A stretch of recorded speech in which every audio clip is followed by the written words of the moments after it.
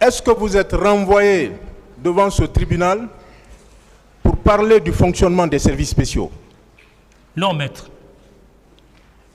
Est-ce que vous êtes là en tant que témoin de colonel Moussa Tchebro Camara? Non, maître. Est-ce que c'est le colonel Moussa Tchebro Camara qui vous a détenu au PM3 pendant 3 mois, 3 jours? Est-ce que c'est lui qui vous a détenu? Il a donné l'ordre. Il a donné l'ordre au colonel François Béabogui pour ma détention. Pour votre détention, dans le cadre d'une procédure régulière? Absolument. Merci.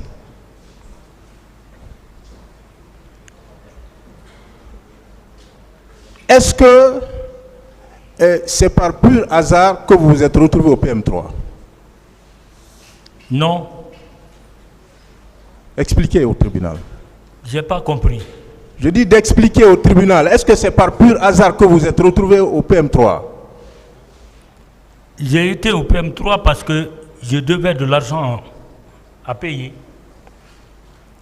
Est-ce que le fait pour le colonel Moussa Tchebro Camara de vous mettre à la disposition des services du PM3, est-ce que cela n'est pas normal?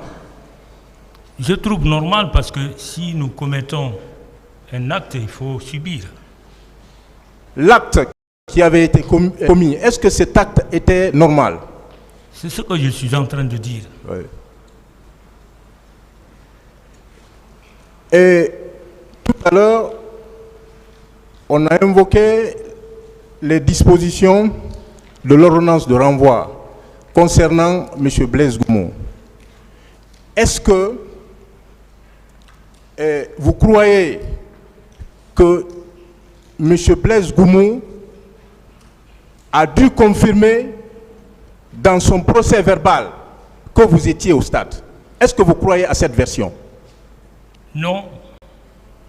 C'est vrai, parce que quand vous prenez le procès verbal de M. Blaise, nulle part. Donc ce sont les énonciations de l'ordonnance qui sont fausses. Nulle part, Blaise est là, il viendra. Question, maître, question. Voilà. Non, maître. Dernière question. Concernant les faits de viol dont on parle, est-ce que vous vous êtes reconnu dans ce procès verbal qui vient d'être lu tout à l'heure, concernant les faits de viol? Je ne peux être dans ce procès parce que j'étais en détention. Donc je ne peux commettre ces actes-là. Je ne peux commettre ces actes-là étant en prison. Là aussi, je vous rappelle que c'est le procès verbal de première comparution de M. Aliou Keita. Je vous remercie, M. le Président. Merci, Monsieur le Président. Merci, le général assesseur. Juste 2 questions que je vais poser à colonel Ibrahima Camara Di Kalonzo. Oui, maître. Bien. Monsieur Camara. Présent. Étiez-vous au stade du 28 septembre? Non. J'étais au violon au PM3. Donc c'est pourquoi je dis juste des questions de confirmation. Est-ce que vous connaissez Monsieur Sori Kondé? J'ai dit ici que je connais très bien Sori Kondé. Vous connaissez très bien Monsieur Sori Kondé? Bien sûr. Alors, pour finir, êtes-vous prêt à une confrontation avec M. Sori Kondé à la barre devant ce tribunal criminel? Sori Kondé n'a qu'à venir ici. Celui qui l'a désigné, peut-être il est censé de le connaître. Il va dire qui m'a désigné moi pour être avec lui.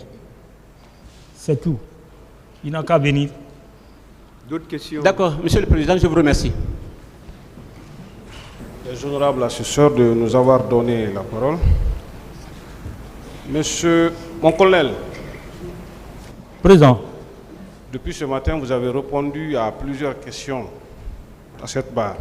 Mais moi, la première question que j'aimerais vous poser, est-ce que ce matin, comparaître devant ce tribunal criminel, vous n'êtes pas étonné un peu? Ah, maître, c'est Dieu seul qui sait comment je suis. Est-ce que vous êtes étonné d'être là aujourd'hui? Je dis, c'est Dieu seul qui sait comment je suis, comment je ressens cet instant-là. Parce que, tout simplement, depuis le 3 août, vous étiez retenu au PM3 chez colonel Gabriel, c'est ça? Bien sûr. Est-ce que pendant ces 3 mois, 3 jours, vous avez eu des jours où vous étiez venu à la maison, vous reposez? Non, et puis... non. On ne permettait même pas les visites. Ils viennent, ils s'arrêtent à la porte, on nous donne à manger et puis ils se retournent. Parce que moi, cette précision me paraît très importante. Je ne suis jamais sorti durant mon séjour là-bas. Ça veut dire les 93 jours, vous les avez passés Entièrement au PM3. Entièrement au PM3. Merci. Attendez la question. Mon colonel, Oui, maître. il y a une certaine difficulté tout à l'heure, on vous pose d'envoyer l'acte qui vous a libéré ou l'acte qui vous a envoyé au PM3. Est-ce qu'il n'y a pas une pratique chez vous qu'on appelle biais de crew, levée de crew? Est-ce que vous pouvez expliquer un peu au tribunal comment ça se passe? Bon, un billet de crew, on fait ça pour des sous-officiers. Oui. Les officiers, c'est des billets d'arrêt. Billets d'arrêt. Un billet d'arrêt. Billets d'arrêt. Oui. Expliquez un peu au tribunal, parce que ça, c'est pas, je ne pense pas que cela soit Bon, prévu je dis par le dans code un de premier procédure temps, pénale. Ce n'est pas moi qui détenais, n'est-ce pas, ces documents. Ça a été donné à l'officier qui m'amenait. Arrivé, il donne ça, comment on appelle, au commandant d'unité. Ça veut dire que lui, il avait juste Voilà, été habilité à vous recevoir. habilité à me recevoir et il m'a inscrit dans le registre et ils m'ont foutu en prison. Est-ce que lors de votre passage devant les magistrats instructeurs, ces officiers-là ont été conviés pour venir témoigner effectivement si du 3 août au 6 novembre, si vous étiez effectivement dans les locaux du PM3? Ils n'ont pas demandé, on ne les a pas appelés. Donc si je comprends bien, vous depuis votre inculpation dans cette affaire, vous n'avez été confronté à personne. Personne jusqu'au maintenant là. Personne. Personne. Moi, j'ai regardé un tout petit peu dans le procès verbal d'audition de M. Souri Kondé.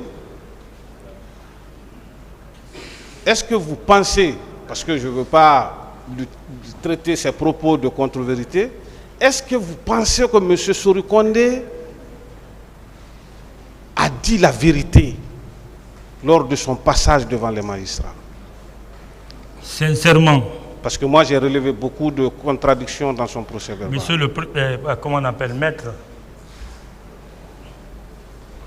sauf que Dieu n'existe pas.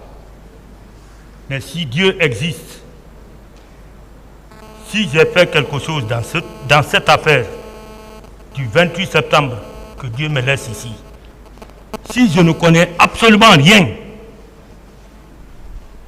dans cette affaire d'événement Mon colonel, moi je vous crois. Hein. Non, vous pouvez ne pas me croire, maître. Mais ça, c'est mon fort intérieur que D'autres questions? D'autres questions? Je ne connais rien là-dedans. Absolument rien. C'est bon. Mon colonel, peut-être Oui, maître. moi pour terminer avec vous, peut-être c'est une question, est-ce possible d'être dans les locaux du PM3 et faire ceci, donner des ordres ou conduire les troupes au niveau du stade du 28 septembre, c'est-à-dire en un mot, être au PM3 et être donneur d'ordre sur le terrain, stade du 28 septembre. Est-ce que cela peut être possible? Moi, je ne suis pas un magicien ou que je n'ai pas une force surhumaine Donc je ne peux faire ça. Est-ce que cela est possible? C'est pas possible, maître. Je vous D'autres remercie, questions? Monsieur le Président, honorable assesseur. Est-ce que ce jour, le 28 septembre, vous avez reçu un ordre du président Moussa Dadis Camara? Non, maître. Merci. Deuxième question. Est-ce que vous l'avez vu donner également des ordres pour se rendre au stade du 28 septembre? Si vous avez vu monsieur le président Moussa Dadis Camara ce jour donner des ordres. Maître, j'étais au PM3, je ne peux le dire. Il n'a pas donné d'ordre devant vous. Non. C'est ce que je voulais savoir. Ce n'était même pas devant moi parce que j'étais en prison. Merci, monsieur le président. J'en ai fini. Merci, monsieur le président. Colonel Ibrahima, je voudrais que nous revenions sur deux choses. L'affaire des billets d'arrêt ou de sortie, et également quand vous dites que monsieur le colonel Thiebro a donné l'ordre de vous garder dans le violon. C'est sur ces deux choses-là. Mais avant, je voudrais demander, vous confirmez que vous avez été à un moment donné officier de police judiciaire? Bien sûr. Bien sûr. D'accord. Au niveau de votre service, les services spéciaux, est-ce que vous aviez un lieu de rétention que vous pouvez appeler violon? Non, en ma présence, non. Quand j'étais là-bas, nous n'avions, on n'avait pas, nous n'avions pas. C'est parfait. Et est-ce que vous confirmez que le colonel Thiebro a effectivement et régulièrement déposé une plainte contre vous? Bon, je ne peux le dire parce que j'étais en partance sur Kabylie. C'est l'officier chargé de l'organisation des ressources humaines, à l'occurrence le colonel Abou Keita, paix à son âme, c'est lui qui m'a appelé au téléphone. Lui qui m'a appelé au téléphone et m'invitant de me rendre à l'état-major le lendemain. Quand vous êtes allé au PM3, c'est un officier de police judiciaire qui a pris votre dossier? Bon, on ne m'a pas exhibé aucun dossier, n'importe lequel. Mais le PM3 dépendait de qui? De l'état-major. Oui. Qui était le commandant là? C'était colonel Gabriel? Colonel Baouri. Colonel Baouri. Baouri. À l'époque, Gabriel y travaillait dans la même unité, mais il n'était pas devenu commandant d'unité. Quelle que soit par ailleurs sa qualité, à vous, officier de police judiciaire, est-ce qu'il appartient à ce plaignant-là de demander que vous soyez gardé, retenu, ou il vous appartient à vous-même?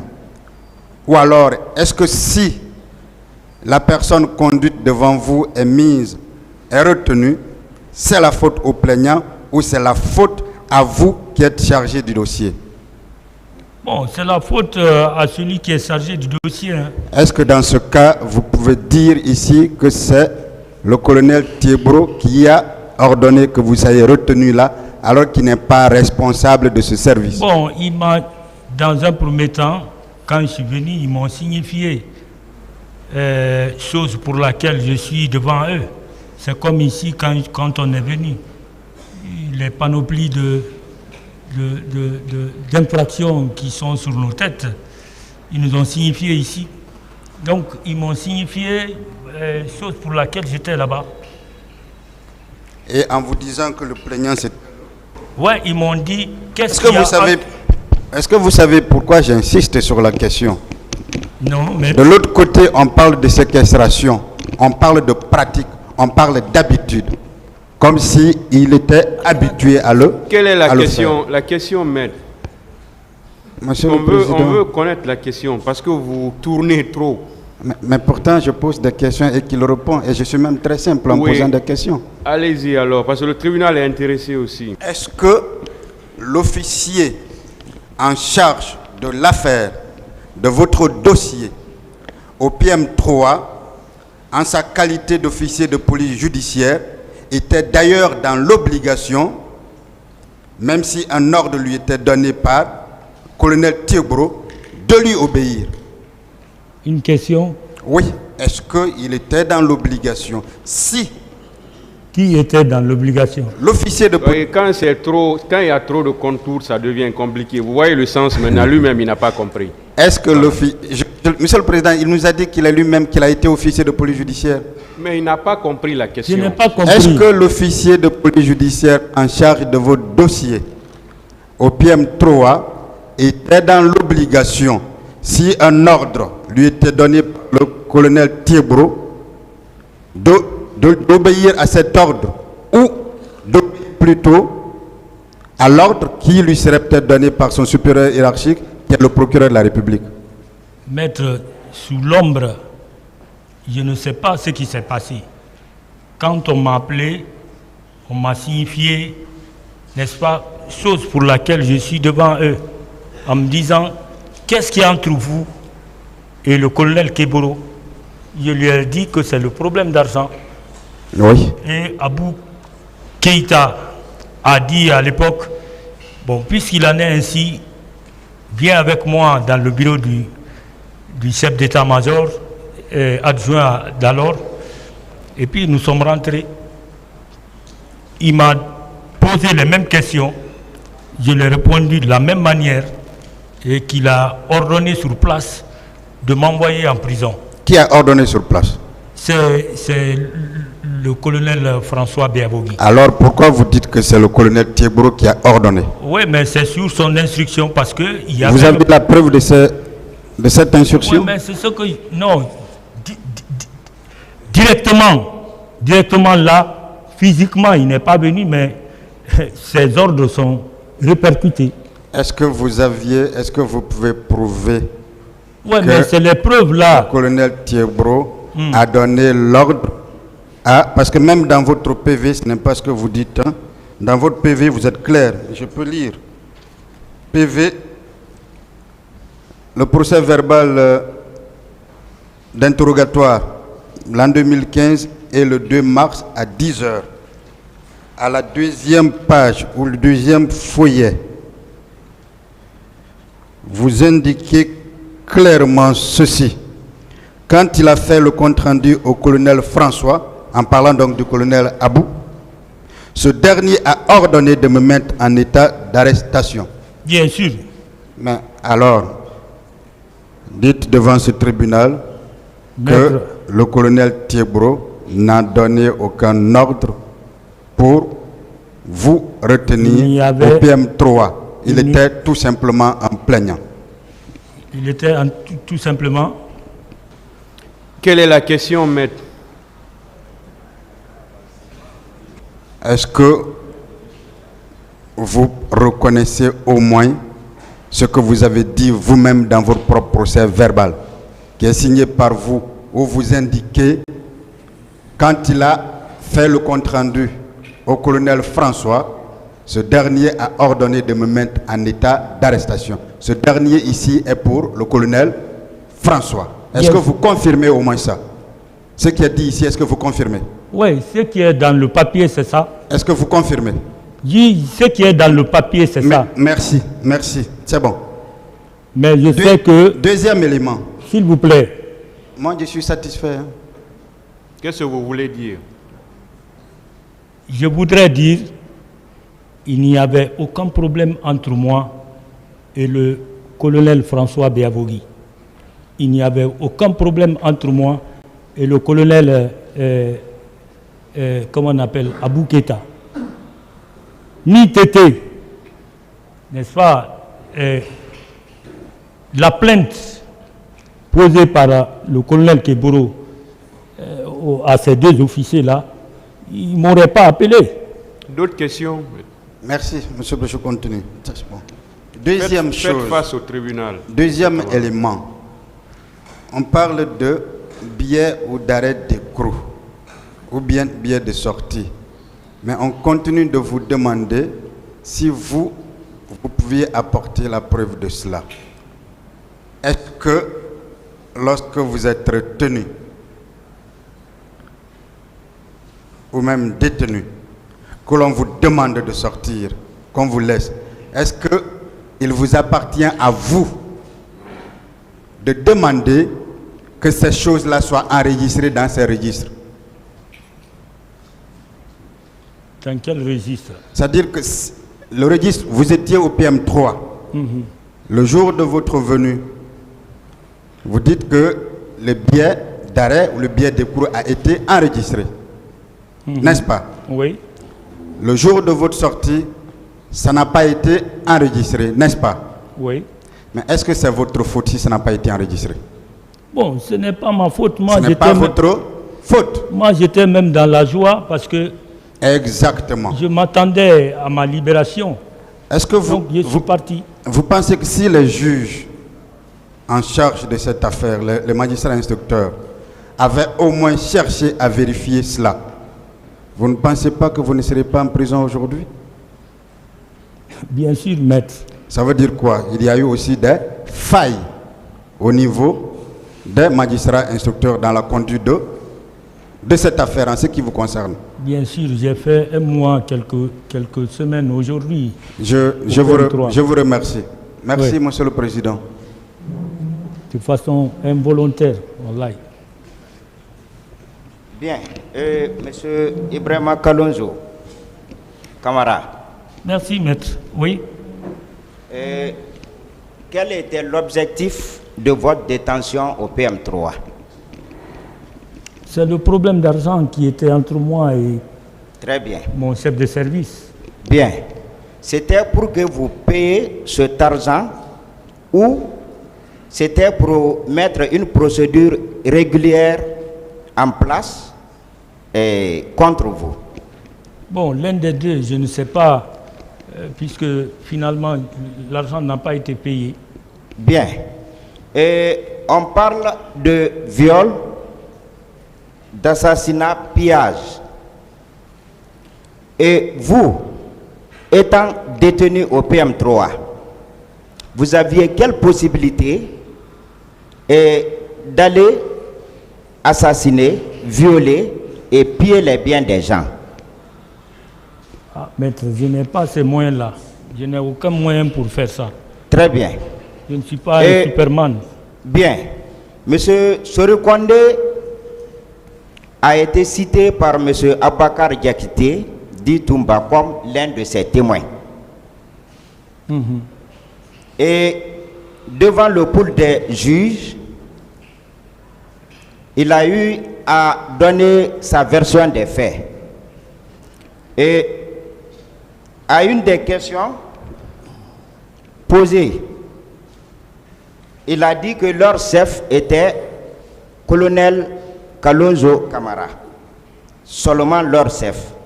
Mais dans son PV, toujours, il dit, dans un autre passage, étant en tant que chef de bord, j'étais avec un chauffeur et 10 éléments derrière le véhicule, mais je ne retiens plus leur nom.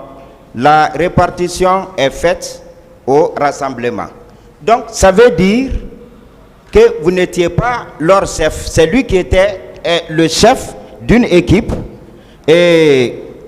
composée d'un chauffeur et de 10 autres éléments. Vrai ou faux? Maître, oui. Si des enquêtes sérieuses oui. étaient faites, sincèrement, Sorokonde allait se retrouver dans le poste des accusés là. Très bien. Il devait être là. Bien. Maintenant, parce que c'est des accusations mensongères bien. qu'il a fait à l'égard de moi. Bien. Et parlons du commandement. Est-ce que là où vous étiez, au PM3, vous aviez la possibilité de donner des instructions, des ordres? Moi, je n'ai aucune possibilité étant en prison. Vous étiez détenu. J'étais détenu. Donc, vous n'aviez pas le commandement sur qui que ce soit. Aucun commandement sur qui que ce soit. Bien. Sauf que mes amis, mes co-prisonniers qui étaient là-bas, peut-être avec ceux-ci, on causait. Bien. On vous a posé une question de l'autre côté, que si vous avez tiré sur les rebelles au Libéria, est-ce que, sous vos yeux, les rebelles et la population civile sont les mêmes? Ce n'est pas les mêmes, même les appellations. Bien. Et maintenant, M. Blaise Goumou, dans son PV, dit ceci. Il y avait 2 à 3 patrouilles dont j'étais le chef de l'une d'elles. Dans ma pick-up, nous étions 6 éléments. 4 élèves gendarmes dont j'ai oublié les noms. Le chauffeur moto de l'antidrogue, décédé le 28 2015 par suite de maladie. Et moi-même, Sori Kwande Farimba Kamara, était dans l'autre pick-up. C'est M. Blaise Goumou qui dit cela.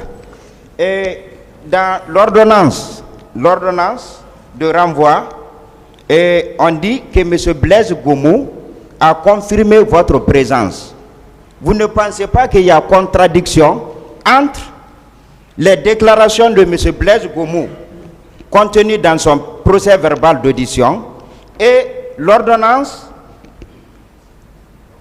de renvoi, je ne sais pas comment dire ça, c'est-à-dire en tout cas rendu avec un peu de légèreté. Je m'excuse du terme. Maître, ils se sont trompés. J'étais au PM3. Ils se sont trompés. D'accord.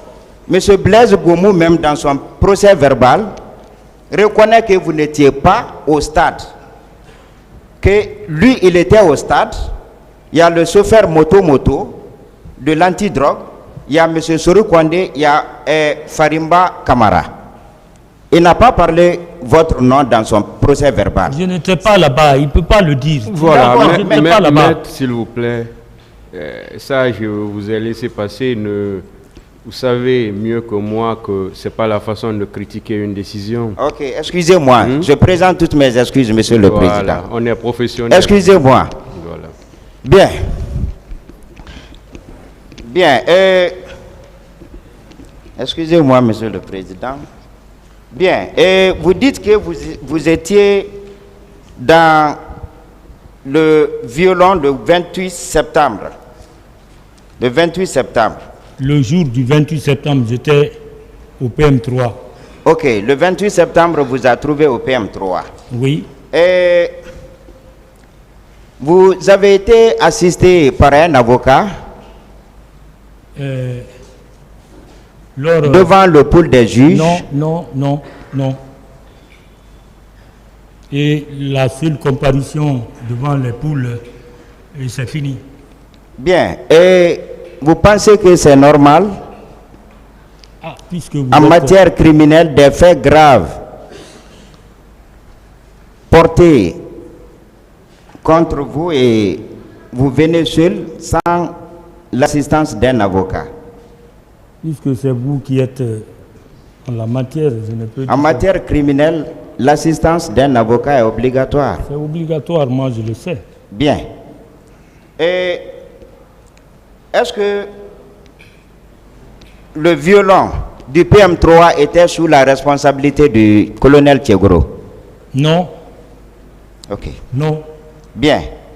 Oui ou non, le service du colonel Tchegro a un violon dans son sein? Non, moi je n'ai jamais vu.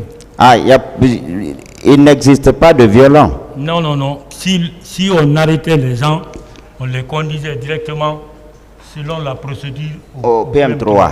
Voilà. Ok. D'accord. C'est pourquoi je viens de parler d'un certain M. Diallo de la société Mosmar. Bien. Voilà. Donc, colonel Tchegro, vous confirmez que c'était une mise à disposition à la gendarmerie qu'il a fait à votre rencontre? C'est-à-dire il vous a mis à la disposition de la gendarmerie parce qu'il y a un problème d'argent entre vous?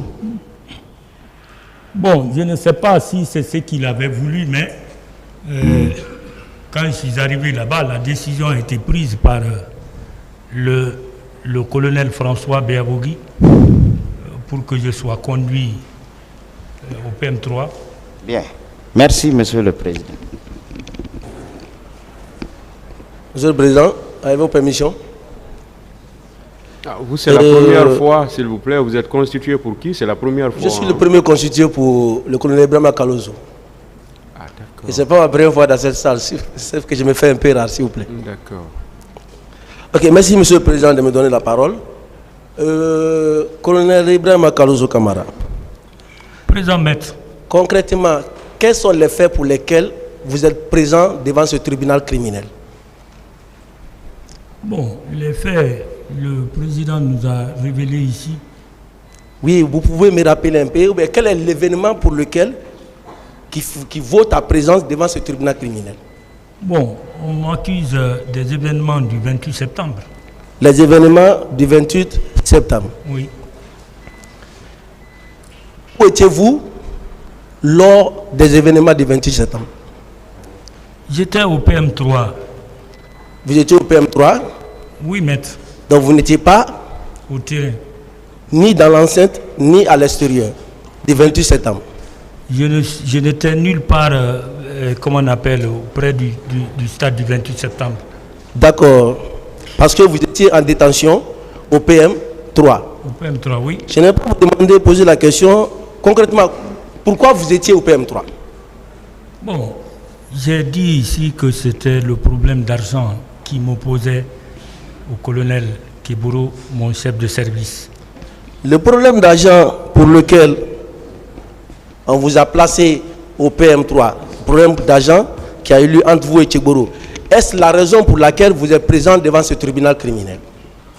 Non, pour ici, on me parle de l'événement du 28 septembre. À titre de rappel, puisque je pense que vous l'avez déjà dit, mais j'aimerais que vous reveniez là-dessus. Vous pouvez circonscrire un peu la période pendant laquelle vous étiez au PM3. Pardon? Circonscrire, j'aimerais que vous me dites, vous répétiez, puisque je sais que ça a déjà été dit, à quelle date on vous a mis au PM3 et à quelle date vous êtes sorti du PM3? J'ai dit ici que je suis rentré au PM3 le 3 août 2009. Donc le 3 août, ça c'était rappelez d'abord la date à laquelle on vous a placé en détention au PM3. S'il vous plaît, revenez là-dessus. Le 3 août 2009. Le 3 août 2009. À quelle date vous êtes sorti du PM3? Je suis sorti le 6 novembre. Le 6 novembre. De la même année, oui. De la même année. Oui. Donc encore vous confirmez réellement que pendant cette période, oui, pendant le moment même où se tenaient les événements du 28 septembre, vous étiez en détention au PM3. Oui. Ok. Si vous voulez, après le 28 septembre, il y a eu 2 octobre, hein, le président Dadis ici présent, il était venu déposer les bouquets de fleurs. J'étais dans l'enceinte du PM3. Du PM3 toujours. Là, oui. Maintenant, par rapport à l'ensemble des infractions qui ont été énumérées par le tribunal, les infractions pour lesquelles vous et d'autres accusés ont été traduits devant le tribunal criminel, matériellement, est-ce qu'on peut vous reprocher ces infractions puisque les lieux où les infractions ont été réalisées, vous n'étiez pas là-bas?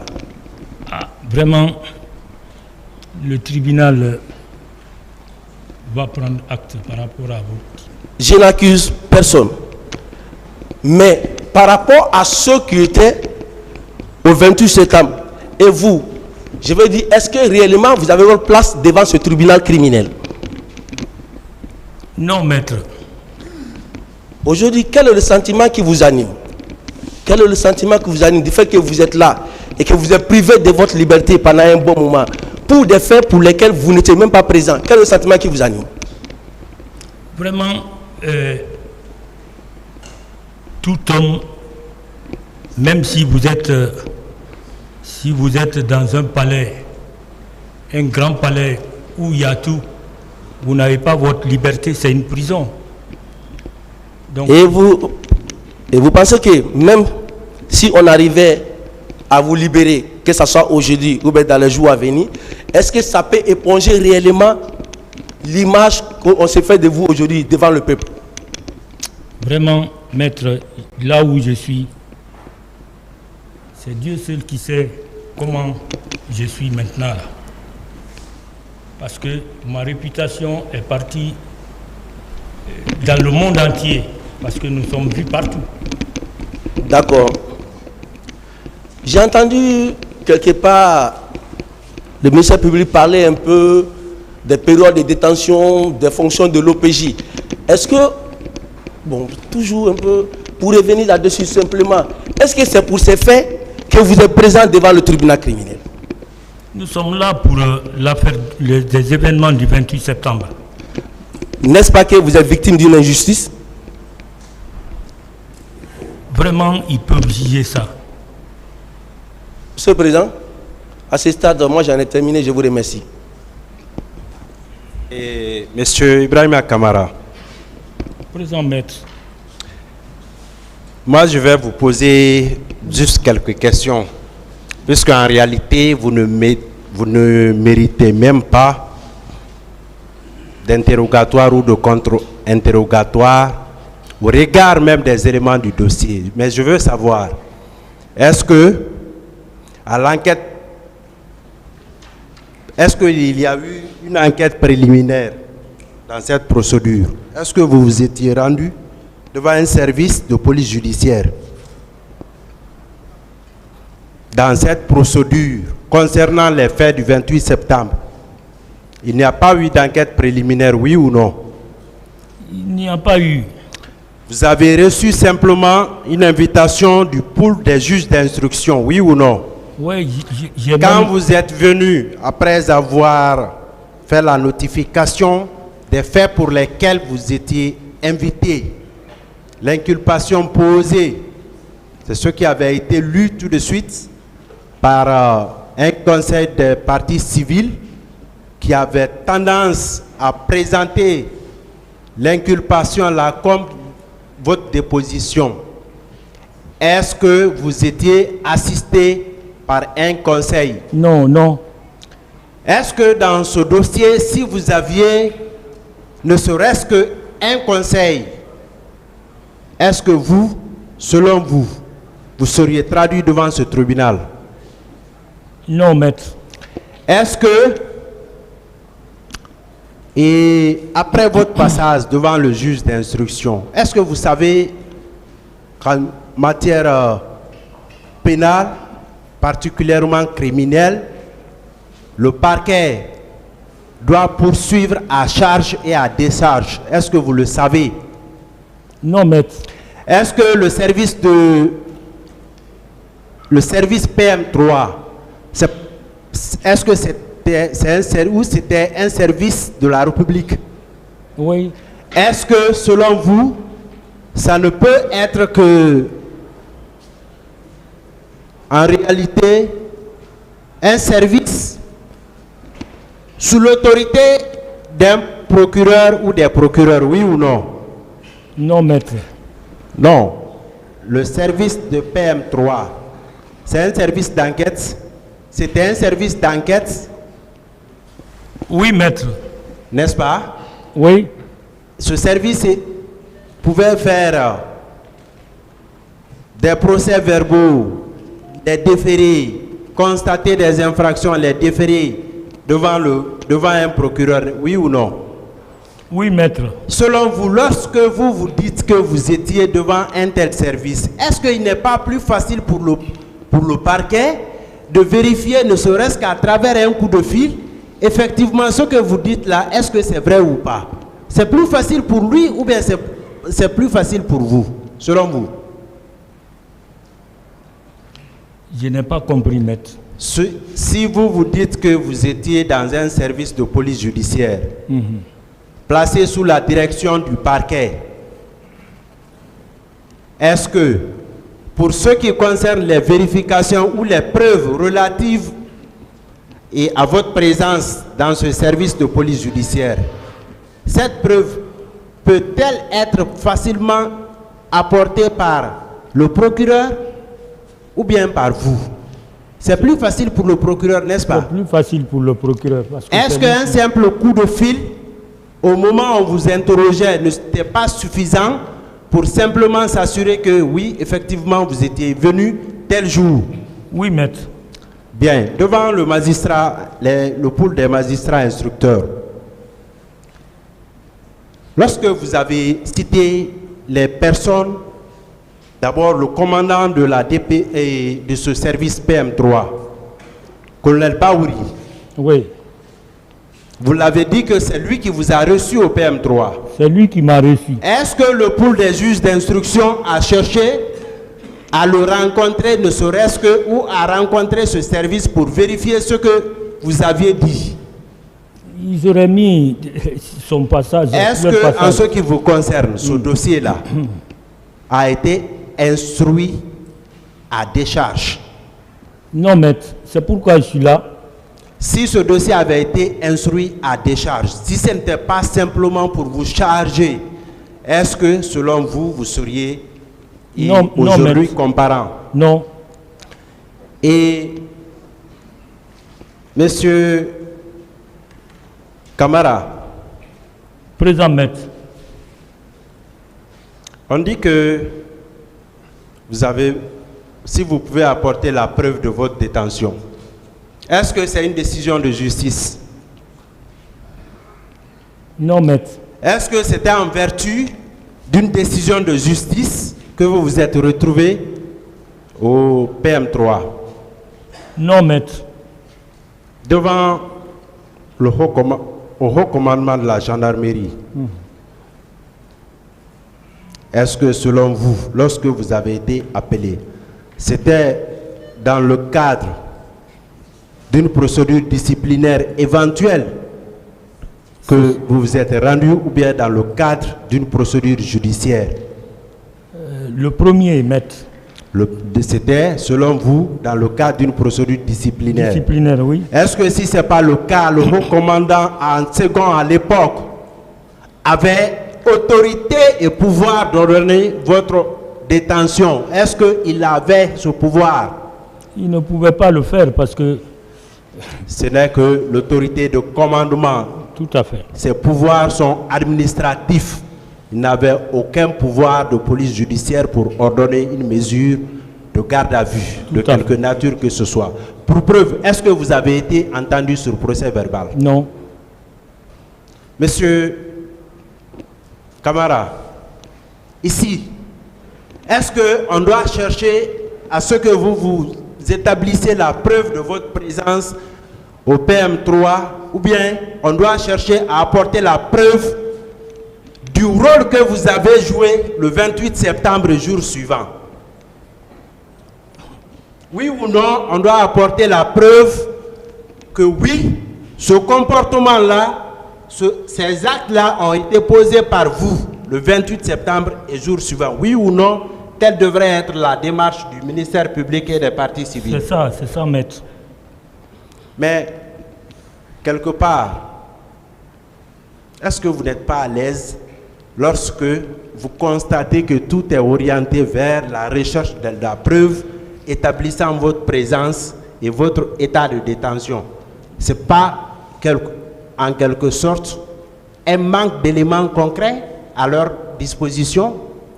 Oui ou non? C'est ce que je comprends. Est-ce qu'en matière criminelle... Bon, maître, à cette allure, ça va être compliqué même pour votre client. Je finis, monsieur le président. Non, attendez seulement.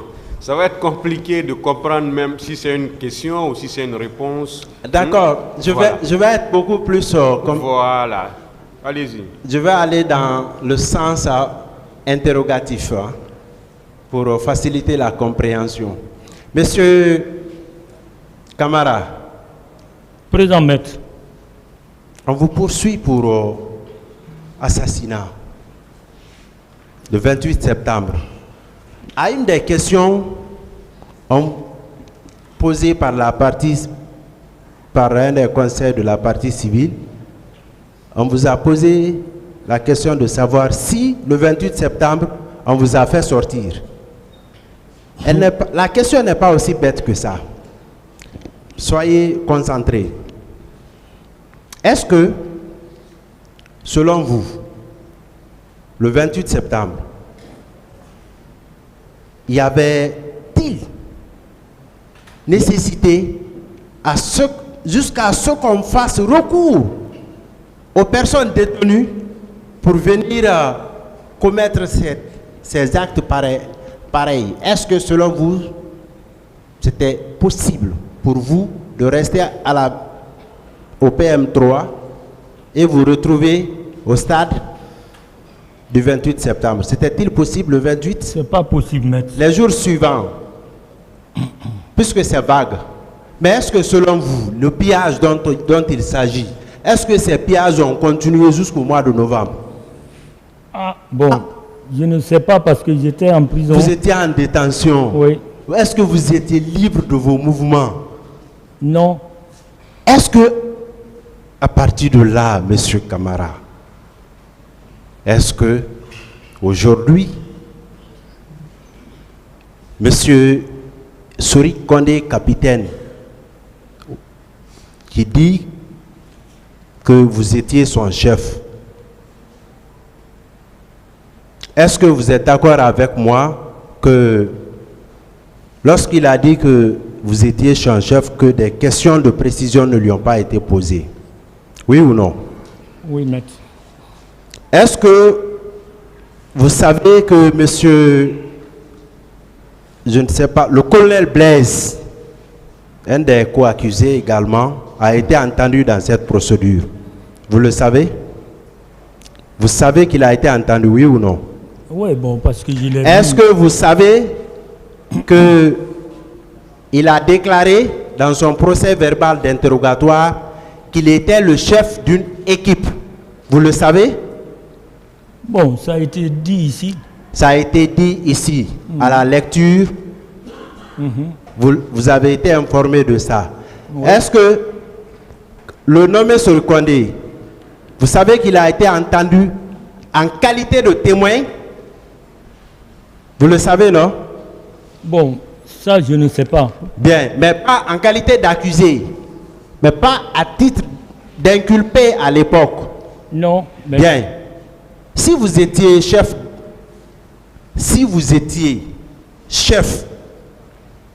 d'une équipe,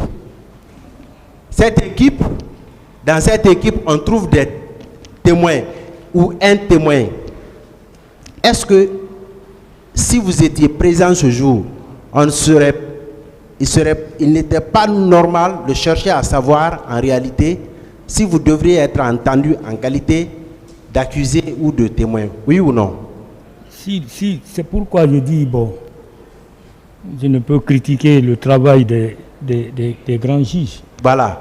Mais c'est que malheureusement, votre malheur a été votre négligence parce que vous n'avez pas pris au sérieux cette procédure initiée. Si vous étiez assisté par un conseil, cela n'arriverait pas. Vraiment, Monsieur Camara, oui. Monsieur capitaine Sorik Kondé, qui a dit votre nom, une phrase, tout le reste du dossier, votre nom n'apparaît que dans une ligne, à part votre procès verbal d'interrogatoire, de première comparution, d'interrogatoire de fond et de l'ordonnance. Oui. Est-ce que vous savez que Fahimba Camara a été entendu? Oui, Fahimba a été entendu. Est-ce que vous savez que Sorik a dit qu'il y avait 2 patrouilles ce jour-là? Vous le savez? Non, ça je ne sais pas. Bien. Et bon, je vais épargner le tribunal de la lecture, mais M. Fahimba vous savez qu'il a déclaré qu'il était également chef d'équipe et chef de la seconde équipe, Fahimba Camara. L'actuel secrétaire général du haut commandement de la gendarmerie nationale. Il a été entendu. Est-ce que vous avez lu son procès verbal d'interrogatoire? Bon, oui. Bien. Si on devait aller sur la base de la simple dénonciation de M. Sori Kondé, qui parle de vous comme chef d'une équipe, et il parle de l'existence de deux équipes. Dès lors que M. Blaise était chef d'une équipe, Fahimba est chef d'une deuxième équipe, est-ce que vous en avez besoin de vraiment de vous faire comparaître, de vous faire impliquer dans une telle procédure? Maître, ce jour-là, j'étais au PM3. Tout ce qu'ils disent là, c'est des... Vraiment, c'est des là choses où que est-ce je que ne connais vous pas. pouviez rester là-bas pour commander une équipe? Non. On vous poursuit pour complicité, je ne sais même pas. Complicité de viol même. Monsieur Camara, mais dans ce dossier, est-ce que vous avez entendu une seule victime prononcer le nom Ibrahima Camara? Vous l'avez entendu? Non, maître. Aujourd'hui, faites face à ce tribunal. À ce stade de la procédure, est-ce que vous tenez, ne serait-ce que pour faire plaisir au parquet et aux parties civiles, est-ce que vous tenez à la comparution des personnes que vous avez citées? Bon, ils n'ont qu'à venir parce que ça équivaut à ma libération. Oui, vous savez pourquoi je vous pose cette question? Oui. Parce que ce n'est pas une obligation pour vous. Mais si c'est pour faire plaisir au parquet, c'est loisible. Mais qu'à cela ne tienne, en temps opportun, sous réserve de ce que M. Béa aura posé et a présenté, et nous avons une demande à formuler qui sera actuellement présentée à la fin du contre-interrogatoire de M. Ibrahima Kaparadi Kalonzo. Je vous remercie.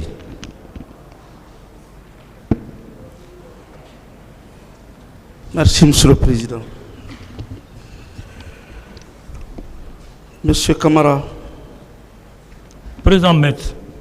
Aviez-vous fait l'université? Non. Ok. Vous avez été recruté en quelle année? 2010.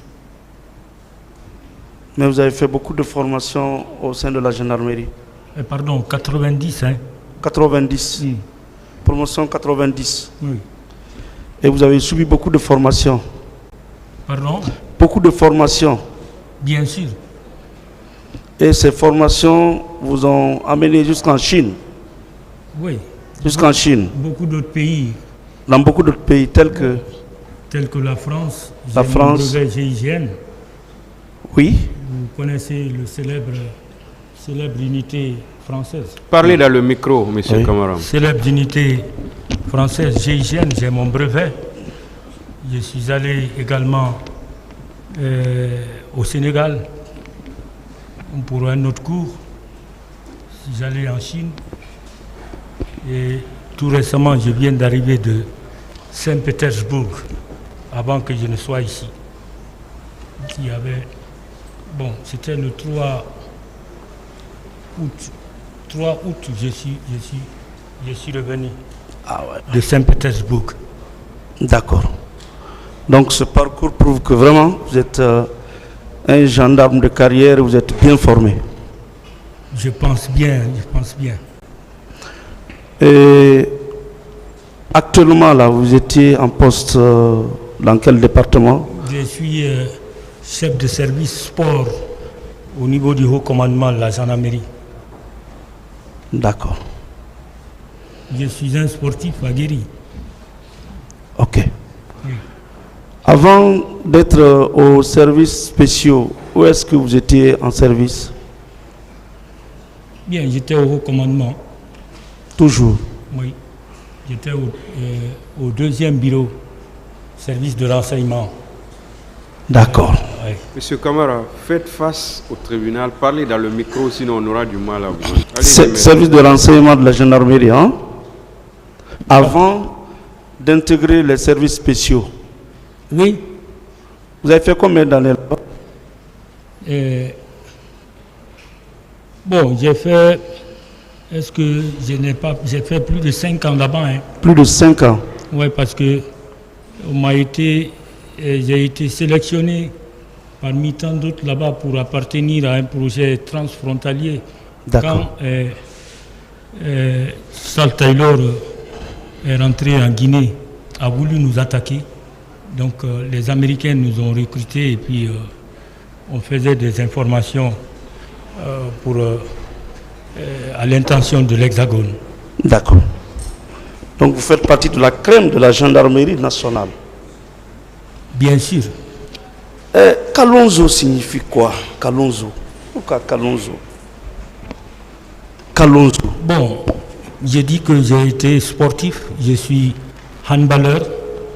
J'ai appartenu à l'équipe nationale de handball pendant un bon moment.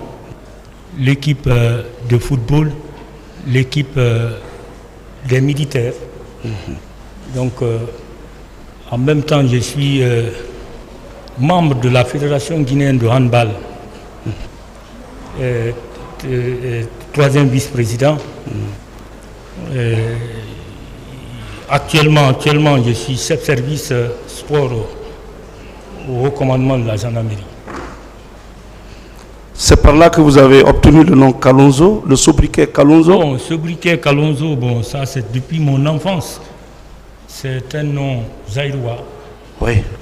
Un éminent sportif zaïrois. Ah, voilà. Ouais. Donc c'est à l'image de ce zaïrois. Exactement. Que vous avez conservé le sobriquet Kalonzo. Bon, les gens m'ont appelé, toute l'armée guinéenne m'appelle comme ça. Kalonzo. Nous sommes, il y a 3 Kalonzo. Ouais, voilà. Il y a un qui était à la police, mais décédé maintenant. Il y a un autre à l'armée de terre, plus moi. Très bien. Donc Kalonzo, c'est le nom d'un célèbre. Ah bon. Et vous êtes célèbre. Peut-être on a même se trompé sur le Kalonzo qui était au stade, surtout que vous êtes 3. Je ne suis jamais parti là-bas. Oui. J'aime le stade du 28 septembre, mais c'est pour faire le sport et diriger les sportifs de handball. Oui. Parce que je suis membre de la Fédération guinéenne de handball. D'accord. Et aujourd'hui, vous êtes colonel, hein, ou lieutenant-colonel? Je suis colonel. Plein. Colonel depuis 2009. Hein. D'accord. Mon colonel. Oui, maître. Vous êtes victime d'un faux témoignage qui vous maintient ici en prison. Sori Kondé, je ne reviens pas sur les questions posées. Est-ce que vous confirmez que Sori Kondé était un des éléments des services spéciaux? Bon, il était là-bas. Il appartenait à ce service. Aujourd'hui, je crois qu'il est commandant de la brigade territoriale de Dubreka. Ah, c'est lui qui est aujourd'hui le commandant. Si je ne me trompe pas. Hein, de la brigade territoriale de Dubreka. Hein? De Dubreka. La gendarmerie de Dubreka. Hein? Absolument. Territoriale. Oui. D'accord. Ah bon? Bien sûr. Bon, selon mes informations. Hein. Pendant que vous êtes là? Bon, moi, je suis en prison. Grâce à ce... Vous savez que ce tribunal, nous tous réunis ici, sommes en train de rechercher ceux qui ont été au stade et qui ont tiré sur les populations qui ont commis des actes les jours qui ont suivi. Je ne suis pas de ces hommes-là. Si Sori Kondé déclare avoir été au stade ces jours-là, vous ne pensez pas que l'enquête devait commencer par lui? Bon, en tant que suspect d'abord, ensuite inculpé, voire même accusé aujourd'hui, en vos lieux et places. Maître, c'est pourquoi je dis, vous êtes spécialiste, vous savez ce que vous devrez faire. D'accord.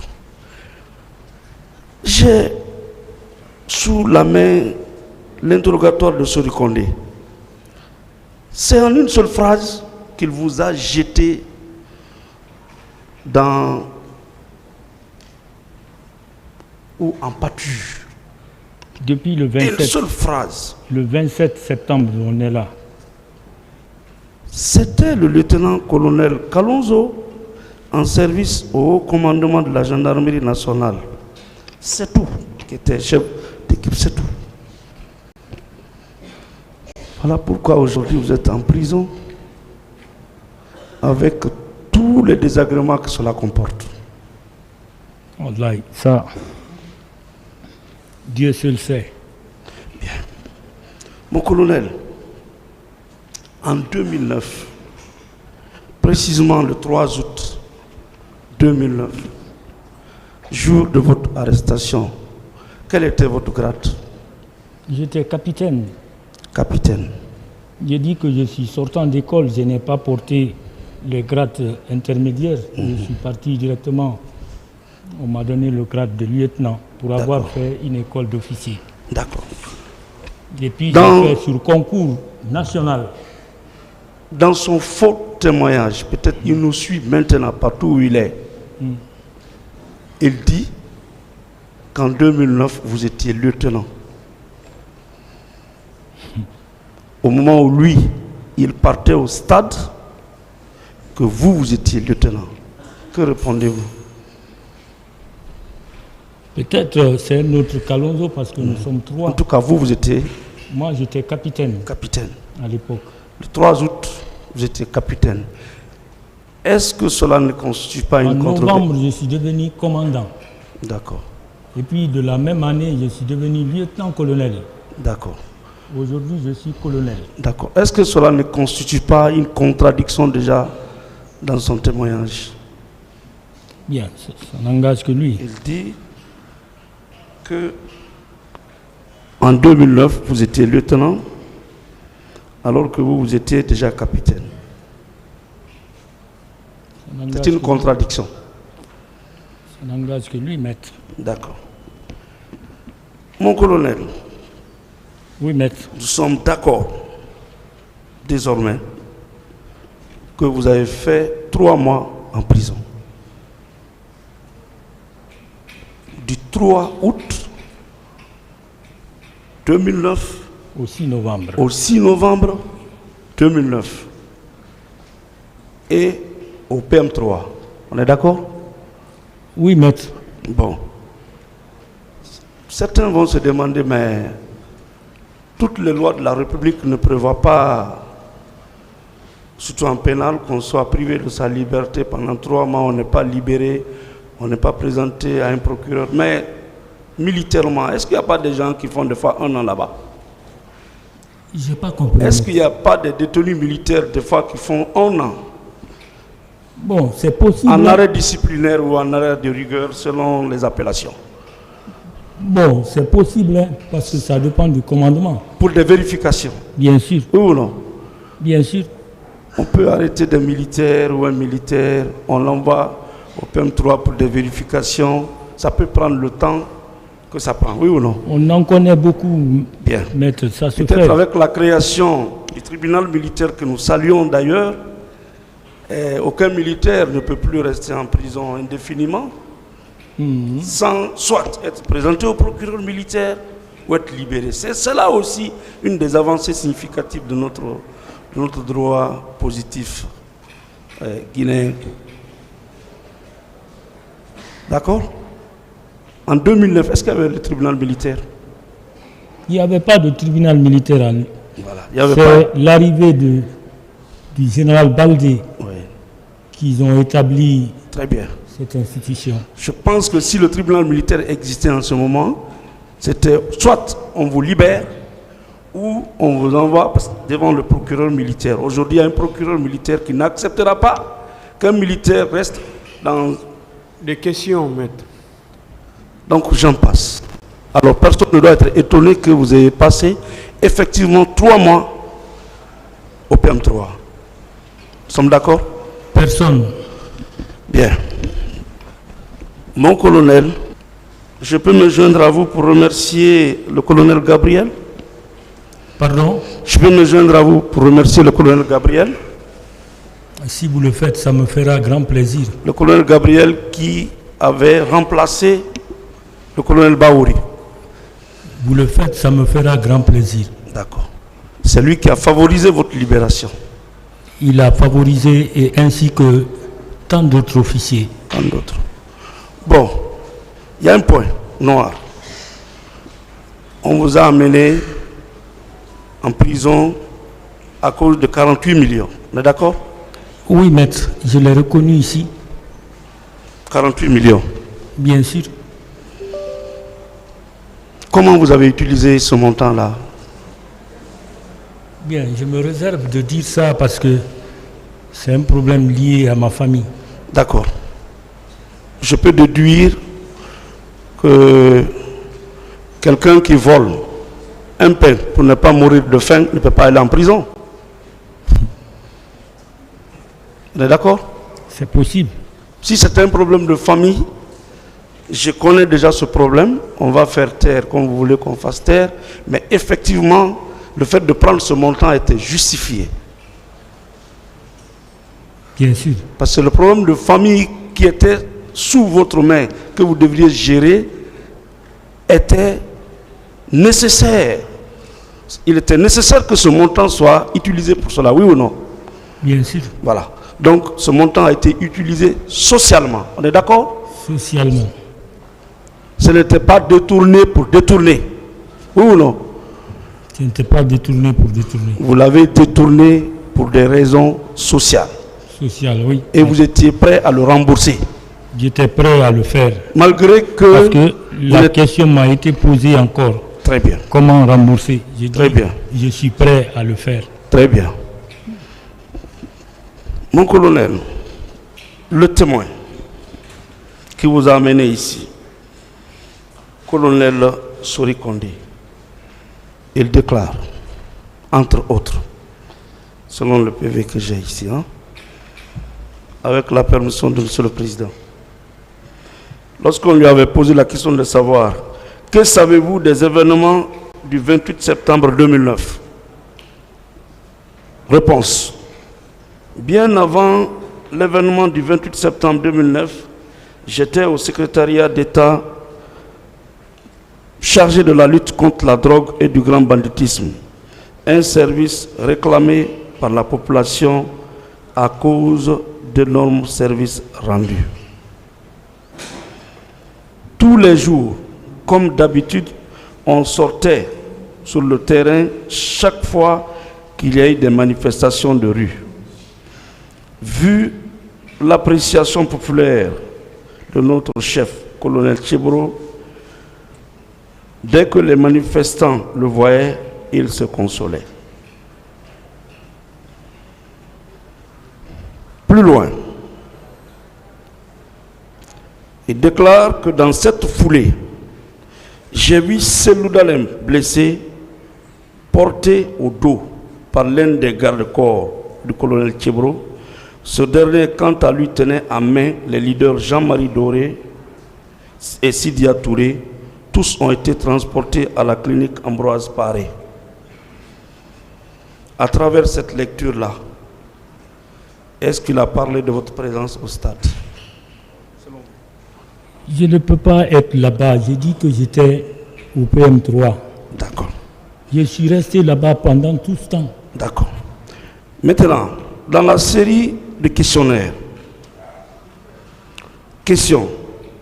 Quel était l'objectif de votre patrouille? Réponse.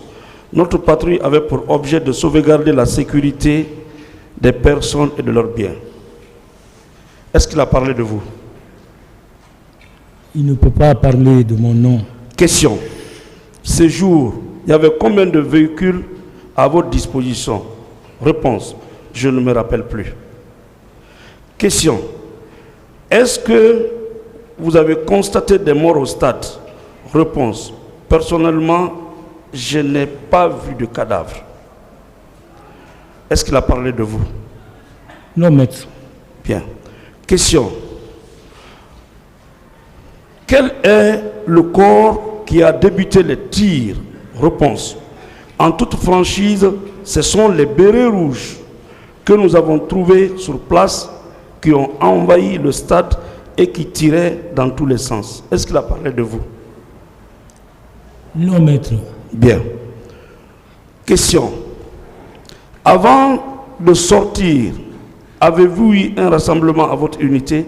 Réponse: comme d'habitude, chaque fois qu'il y a une mission, un rassemblement est organisé à l'occasion duquel le chef de mission donne les consignes, l'itinéraire et les tâches à exécuter. Est-ce qu'il a parlé de vous? Non, maître. Bien. Question: quelles ont été les consignes données? Réponse: essentiellement, c'est sécuriser la population et les biens, le respect des règles de maintien d'ordre. Question: combien d'équipes de patrouille ont été désignées? Réponse: une seule équipe dirigée par le colonel Tchebro. Mon colonel. Oui, maître. À travers sa déposition, le témoin affirme qu'il n'y avait qu'une seule équipe et qui était dirigée par le colonel Tchebro. Est-ce que cette équipe pouvait être dirigée à la fois par le colonel Tchebro et par vous-même? C'est possible? J'étais en prison, je ne connais pas ça. Très bien. Ensuite, question: il y avait combien d'hommes dans l'équipe? Réponse: il y avait une cinquantaine au maximum, y compris les policiers en civil qui travaillent avec nous. Question: étiez-vous avec des gendarmes stagiaires? Réponse: oui, il y avait avec nous des margis fraîchement sortis de l'école de gendarmerie de Sonfonia. Question: est-ce que vous étiez avec les gendarmes stagiaires en provenance de l'école de Kalia? Réponse: à ma connaissance, non. Question: quel était l'itinéraire suivi par vous? Réponse: au camp Alpha Yaya, notre équipe est passée par l'autoroute Fidel Castro pour arriver à l'esplanade du stade. La seconde équipe a emprunté la route Le Prince. Est-ce qu'il a parlé de vous? Non, maître, il n'a pas parlé de moi. Parmi les 50 hommes là, vous étiez présent? J'étais au PM3. D'accord. On ne peut pas être au PM3 en même temps être aux services spéciaux. Bien. Question: qui était le chef de votre équipe? C'est là où il a dit réponse: c'était le lieutenant-colonel Kalonzo. Tantôt vous êtes lieutenant, tantôt vous êtes lieutenant-colonel. Il ne se donne même pas la peine d'indiquer votre identité complète. La question, maître. Est-ce que vous êtes d'accord avec cette déclaration? Non, moi j'étais lieutenant-colonel quand j'ai été interpellé au haut commandement. D'accord. Comme commandant des opérations. Ok. Je voulais faire ressortir que le témoin déclare à la fois qu'il n'y avait qu'une seule équipe qui était dirigée par le colonel Tchebro. Plus loin, il parle, il vous cite comme étant chef d'équipe. C'est un embrouillé. Est-ce que ça c'est possible? Excusez-moi de terme, mais c'est un embrouillé.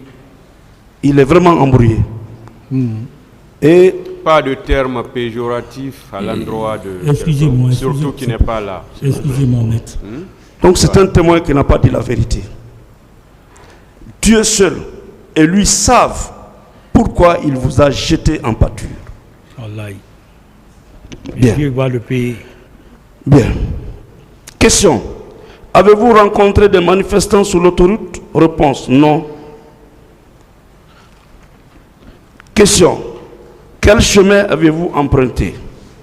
Là aussi, il ne parle pas de vous. Étiez-vous au courant qu'il y a eu des manifestants, qu'il y a eu un manifestant qui a été battu à la corniche de l'Andrea? Réponse non. Question. Est-ce que vous confirmez qu'à votre retour au stade, il y avait des bérets rouges qui tiraient des coups de feu? Réponse. Je le confirme bel et bien. Ces bérets rouges étaient commandés par le lieutenant Toumba, de son vrai nom, Aboubakar Sidiki Diakité. Est-ce qu'il a parlé de vous? Non, maître. C'est parce que vous n'étiez pas là-bas? Je n'étais pas là-bas. Si vous étiez là-bas, est-ce qu'il n'allait pas indiquer de façon claire et précise il allait dire le rôle que vous avez joué? Voilà, merci. Maître. Comment vous étiez habillé? Oui. Et quel était votre engagement dans l'équipe?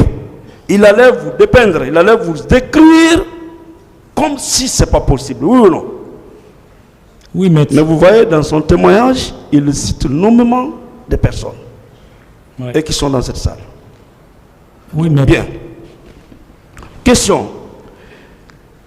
Quel était le garde-corps qui avait transporté Selouda Lenda sur son dos? C'est un des garde-corps du colonel Tchibolo, mais j'ai oublié son nom. Question. En dehors du lieutenant Toumba, avez-vous pu identifier d'autres bérets rouges? Réponse. En plus du lieutenant Toumba, il y avait son adjoint Bégré, qui est déjà mort. Je n'ai pas pu identifier les autres. Mais comme c'est une unité constituée, on peut toujours trouver leur liste à travers les chefs. Il vous cite simplement comme chef d'équipe, ce qui est déjà faux et archi faux. La question. Est-ce que, une fois de plus, mon colonel, oui, maître, ces jours du 28 septembre, vous avez vu se nommer Condé avec vos deux yeux? J'étais en prison. Je ne peux pas le voir étant au stade. Moi, je suis au PM3. D'accord. Toujours. Quels sont les éléments qui étaient avec vous dans votre véhicule? Réponse. Quels sont les éléments qui étaient avec vous dans votre véhicule? Réponse. En tant que chef de bord, maintenant il devient chef de bord. Il sait que c'était lui. Vous étiez chef d'équipe. Il a voulu. Et il devient chef de bord. Non, mais vraiment, le gars. Et un chef de bord que la justice a ignoré. Comment comprenez-vous cela? Non, maître. Lui, il a vécu le film, monsieur le procureur. Est-ce qu'il peut se réveiller, nous le faire venir ici? Vous êtes d'accord? Pour qu'il change de casquette. Il n'a qu'à venir. C'est pourquoi j'ai dit il n'a qu'à venir. Bien. Donc il dit qu'en tant que chef de bord, il était chef de bord de ce véhicule. J'étais avec un chauffeur et 10 éléments derrière. Mais je ne retiens plus leur nom. La répartition est faite au rassemblement. Dans ce cas, quelle va être ma place là-bas? Absolument. Alors qu'il vous cite comme chef d'équipe, et c'était lui le chef de bord. Est-ce que dans vos sorties, il y a une différence entre chef d'équipe et chef de bord? Ou on est chef d'équipe, ou on est chef de bord, oui ou non? Absolument. Mais on ne peut pas être chef d'équipe et chef de bord. Absolument. Bien. Ensuite, pourquoi vous n'êtes pas rentré dans l'enceinte du stade? Réponse. Avec la débandade des manifestants qui étaient pourchassés par les bérets rouges, je ne pouvais plus rentrer. Je suis resté à l'esplanade où j'ai vu mon chef de mission en compagnie des leaders politiques blessés. Je précise qu'il y avait des antécédents entre ces bérets rouges et nous à cause de nos interventions dans les multiples cas de vol. Je m'arrête là. Est-ce qu'il a parlé de vous? Non, maître. Non, maître. Voilà.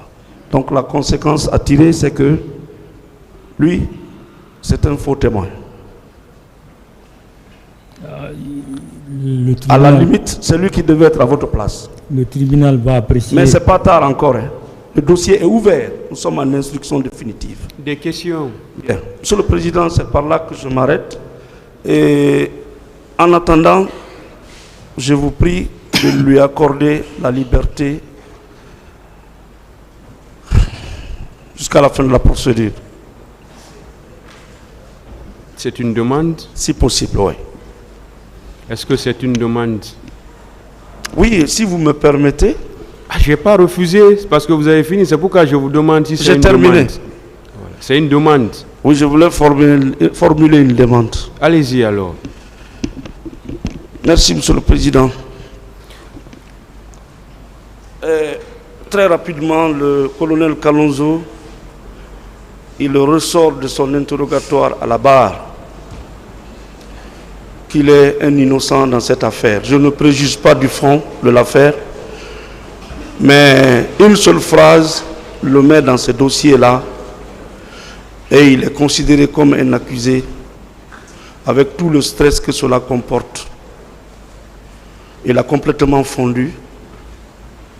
C'est un gendarme qui a été bien formé à coups de millions, francs guinéens, qui n'a pas sa place dans cette salle mais ailleurs. Vous direz tout à l'heure que cette demande est prématurée. Les parquetiers ici présents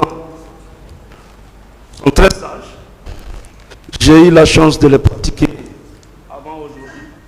Je suis sûr qu'ils donneront leur avis favorable. Ils donneront leur avis favorable pour les avoir connus avant aujourd'hui. Très attachés à l'état de droit et à la liberté, Monsieur le Président. Messieurs les assesseurs, excusez-moi de vous regarder. Lui, il mérite d'être en liberté en attendant que ce témoin-là, qui est bien posté à Doubreka, puisse venir rapporter la preuve de ses déclarations contre lui. Et ces déclarations-là se contredisent en elles-mêmes, Monsieur le Président. En le libérant, la procédure ne sera pas entravée. Elle va continuer sa course normale, Monsieur le Président. Donc, en application, je crois, des dispositions du Code de procédure pénale en la matière, notamment l'article 244 et suivant, 247 également, je vous prie d'accepter qu'il soit remis en liberté et il s'engage à être là tous les jours à 8 heures et à rentrer chez lui après la suspension de l'audience. Il n'ira nulle part. Il est de son intérêt de se blanchir, de se tirer de cette affaire. Merci, Monsieur le Président. Ministère public. Oui. Allez-y alors. Le ministère public attend. Allez-y. Oui, qu'on avait une demande à présenter. Et la demande de mise en liberté devait venir en dernière position.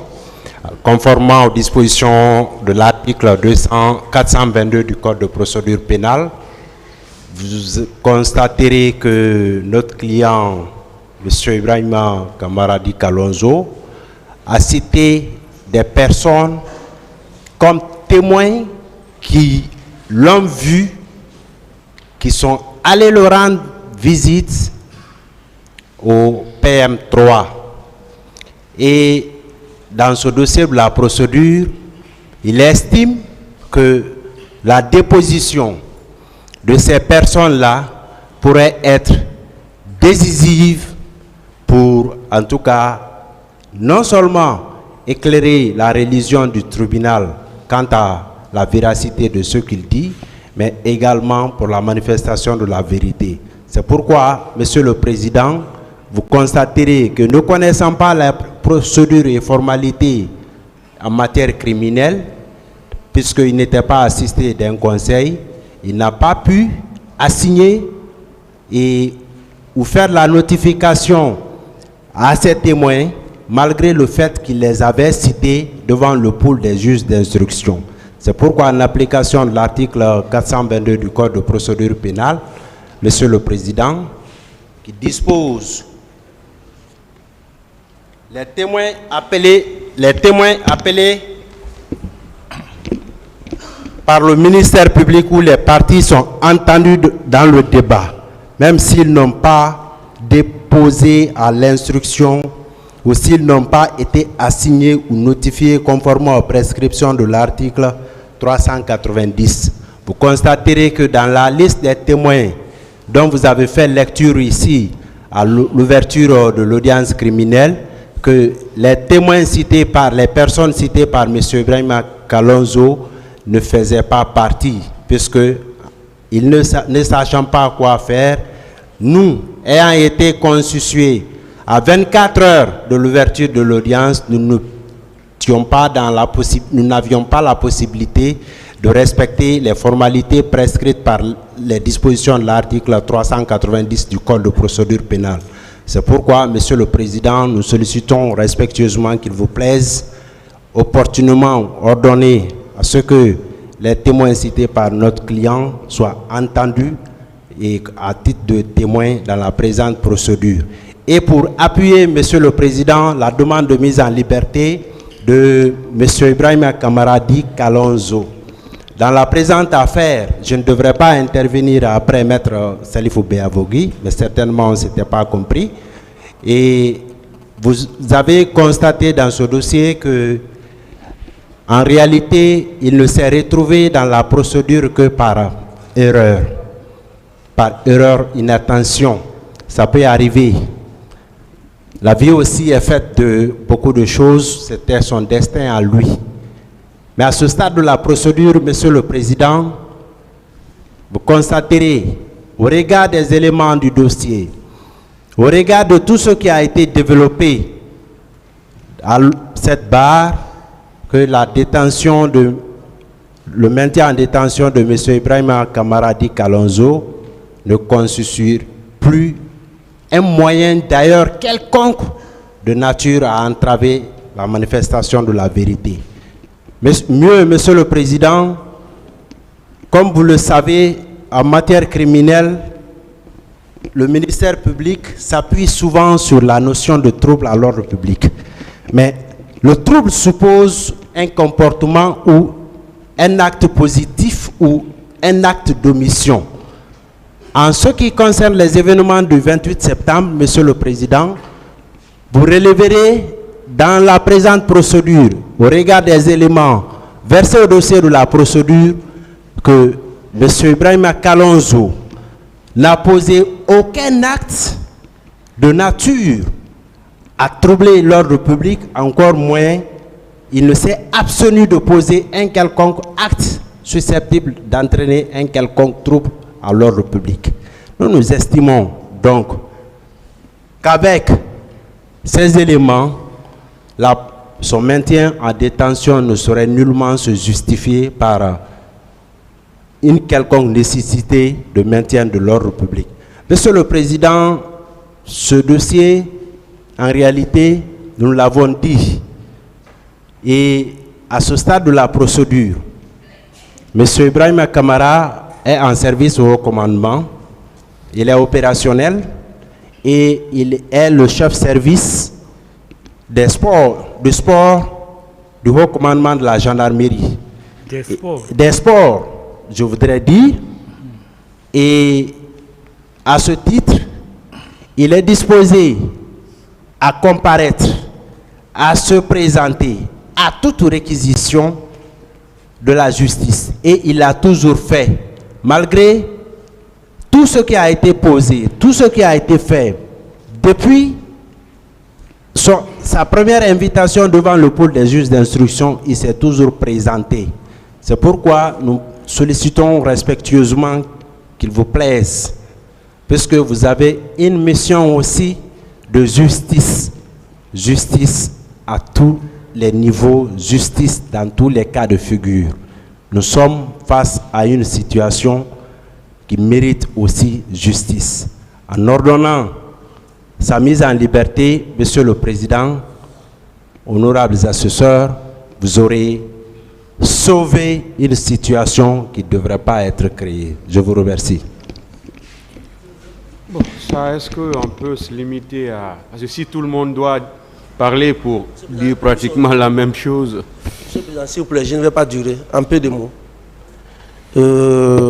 Monsieur le Président, le fait de vouloir faire venir des témoins n'est pas dans l'intention de créer des doutes par rapport au récit que l'accusé Ibrahima Kamara Kalonzo a fait devant vous. C'est juste pour avoir de la conformité, plus de certitude que réellement il n'était pas sur le lieu du 28 septembre, il était au PM3. Monsieur le Président, vous serez d'accord avec moi un peu de mots que ce procès des événements malheureux du 28 septembre est suivi partout en dehors du territoire national. Votre tribunal est là pour pouvoir situer les responsabilités et châtier ceux qui sont coupables par rapport à ces responsabilités. Mais votre tribunal aussi n'est pas là pour pouvoir garder des innocents en détention. C'est vrai qu'on peut supposer que c'est prématuré à ce stade que votre conviction soit assise, mais vu même que lui n'était pas sur le lieu, Monsieur le Président, vous connaissant très épris de justice, nous vous demandons très humblement de donner sa mise à liberté. Je vous remercie. Ministère public, sur les deux demandes. Merci, Monsieur le Président. Le parquet s'oppose à la mise en liberté de Ibrahima Kalonzo pour trois raisons fondamentales. La première, d'abord, nous considérons que cette demande est fondamentalement prématurée pour des raisons suivantes. Monsieur Kalonzo lui-même a invoqué ici devant le tribunal certaines personnes qui, selon lui, sont ses témoins, qui n'ont pas encore déposé devant le tribunal. La seconde chose, les témoins ou le témoin qui l'accuse, qui pense l'avoir vu au stade du 28 septembre et qui a dit la même chose sur le pool des juges d'instruction, n'a pas également déposé devant le tribunal. Alors qu'en matière pénale, nous le savons, la preuve se fait par tous les moyens et le témoignage, c'est un mode de preuve. La disposition de l'article 497 du Code de procédure pénale, Monsieur le Président, vous dit que la preuve se fait par tous les moyens et le juge décide selon son intime conviction. C'est sa parole, c'est l'accusé qui dit ne pas être au stade, comme tout le monde, comme tous ceux qui ont défilé ici. Donc ce n'est pas seulement sur la base de la parole avancée ou des paroles avancées par l'accusé que nous pouvons prendre le risque d'accéder à une demande de mise en liberté provisoire où il y a un cas de 157 personnes qui sont mortes à titre de bilan provisoire, que cette personne se retrouve dehors alors que ces témoins n'ont pas encore comparu devant votre tribunal pour que vous-même, le tribunal, vous fassiez une conviction. Monsieur le Président, sur ces fondements, le parquet s'oppose à sa mise en liberté, qu'il reste dans le box des accusés comme tout le monde en attendant que votre conviction soit établie. Je vous remercie. C'est vrai qu'il y avait deux demandes. La première qui est relative à la déposition de certains témoins qui visiblement, en phase d'instruction, n'avaient pas été appelés pour déposer, ou tout au moins les conseils étant constitués tardivement n'ont pas pu, à l'aune du procès, vous communiquer la liste de ces personnes-là. Monsieur le Président, ils ont visé une disposition, l'article 422 du Code de procédure pénale. Nous ne voyons aucun inconvénient à ce que M. Ibrahima Kalonzo Kamara produise la liste des témoins qu'il entend faire citer devant le tribunal pour soutenir, confirmer ou infirmer les déclarations qu'il est en train de faire. Parce qu'in fine, votre mission, comme il l'a rappelé, c'est la quête de la justice. Donc nous ne voyons aucun inconvénient à ce qu'il produise la liste des témoins qu'il entend faire, qu'il entend donner au tribunal afin que cette dernière soit appelée pour déposer. Je vous remercie. La partie civile, sur les deux demandes. Oui, Monsieur le Président, pour ce qui est de la comparution des témoins, je pense que nous n'avons aucun intérêt à nous opposer puisque la manifestation de la vérité est aussi l'objectif de toutes les parties à ce procès. Cependant, en ce qui concerne la mise en liberté, nous pensons que eux-mêmes ils l'ont indiqué, elle est réellement prématurée, d'autant plus que c'est lui qui l'accuse formellement n'a même pas comparé pour qu'il y ait une confrontation. Et aussi, je voudrais relever que ses déclarations à la barre concernant sa prétendue détention au PM3 n'est étayée par aucun argument probant ni par aucune pièce. Il n'y a même pas un procès verbal de constat, encore moins l'extrait d'un quelconque registre qui démontre à cette audience qu'il a été incarcéré du 3 août au 6 novembre. Donc, Monsieur le Président, face à cette démonstration, nous pensons qu'il est important qu'il attende d'abord, au moins qu'il soit confronté à celui qui l'accuse, et que deuxièmement, nous avons visiblement deux officiers de police judiciaire qui s'affrontent dans cette affaire. Il est question d'un officier de police judiciaire dont la moralité a été mise à mal puisqu'il a détourné des fonds pour lesquels il dit lui-même avoir été incarcéré. Et de l'autre côté, nous avons un autre officier de police judiciaire qui est sous serment, avec lequel il a collaboré dans cette affaire et qu'il a personnellement dénoncé en ce qui concerne sa participation au maintien d'ordre au niveau le jour du 28 septembre. Donc, Monsieur le Président, ces déclarations ne sont pas crédibles à notre yeux, jusqu'à preuve du contraire, raison pour laquelle nous pensons que sa demande de mise en liberté provisoire n'est pas opportune, elle est mal fondée. Je vous demande très respectueusement de la rejeter. Je vous remercie. Les co-accusés, si on peut avoir un par... ou bien, vous n'avez rien à dire, même une soutenance. En ce qui concerne la comparution des témoins cités par M. Ibrahim Kamara Adi Kalonzo, cette question reste en suspens en attendant la comparution de tous les autres témoins, c'est-à-dire à la phase de l'audition des témoins.